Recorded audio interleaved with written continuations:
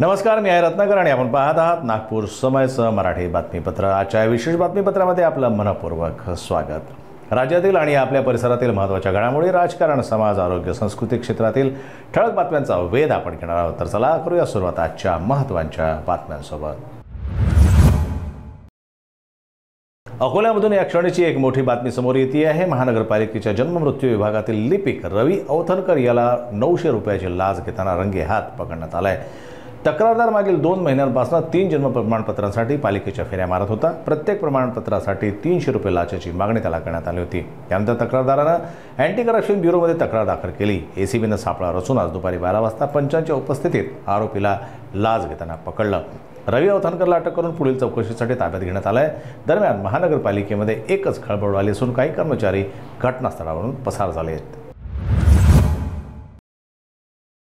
शिवसेना उद्धव बाळासाहेब ठाकरे गटाचे खासदार संजय राऊत यांनी मराठा आरक्षण आंदोलनावरून सरकारवर जोरदार हल्लाबोल केलाय। त्यांनी म्हटलंय की मुख्यमंत्री देवेंद्र फडणवीस यांनी स्वतः मनोज जरांगे पाटलांची भेट घेऊन चर्चा करायला हवी होती। जर वेळेत सरकारनं चर्चा केली असती तर हे आंदोलन मुंबईपर्यंत पोहोचलं नसतं, असंही त्यांनी स्पष्ट केलंय। संजय राऊत म्हणाले की ब्राह्मण समाजासाठी परशुराम महामंडळ स्थापन केलं जाऊ शकतं, तर मराठा समाजासाठी न्याय का नाही। दिल्लीच्या मौजापूर परिसरात बुधवारी सकाळी एक अपघात घडला। शाळेच्या विद्यार्थ्यांना घेऊन जाणाऱ्या एका ई-रिक्षाची मोटरसायकलसोबत धडक झाली, ज्यामध्ये रिक्षा उलटून पडला।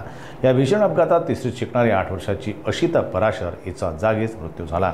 तिला गंभीर अवस्थेत जीटीबी रुग्णालयात नेण्यात आलं, मात्र डॉक्टरांनी तिला मृत घोषित केलं। अपघातानंतर ई-रिक्षा चालक घटनास्थळावरून फरार झाला असून पोलिसांनी गुन्हा दाखल करून तपास सुरू केला आहे। सध्या फरार चालकाचा शोध घेतला जातोय।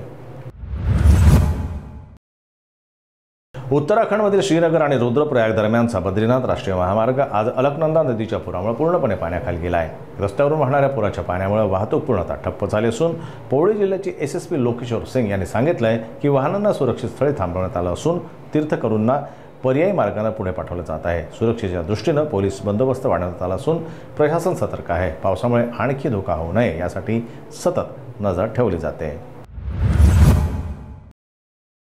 सोनाक्षी सिन्हा आणि सुधीर बाबू यांच्या प्रमुख भूमिका असलेला बहुप्रतीक्षित चित्रपट जटाधारा सध्या चर्चेचा विषय ठरतोय।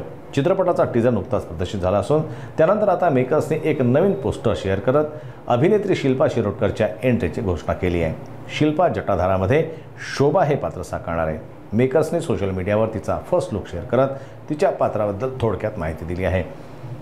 चित्रपटाबद्दल प्रेक्षकांमध्ये आधीच उत्सुकता होती आणि आता शिल्पा शिरोडकरच्या एंट्रीने ती आणखी वाढलेली आहे। जटाधारा लवकरच प्रेक्षकांच्या भेटीला येणार आहे।